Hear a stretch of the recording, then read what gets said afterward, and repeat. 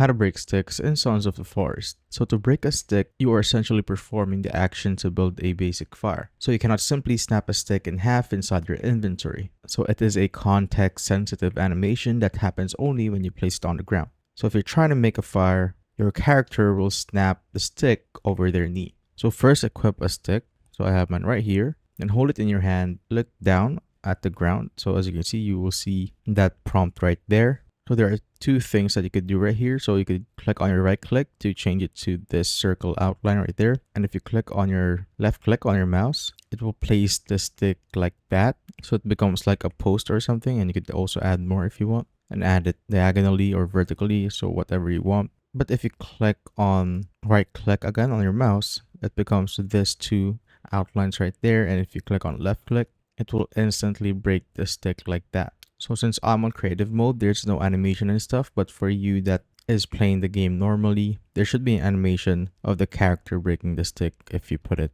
right here on the ground. And you could also add another one or another stick right here to make this like little campfire and use your lighter to light up the sticks right there. And that is how I basically break sticks in Sons of the Forest.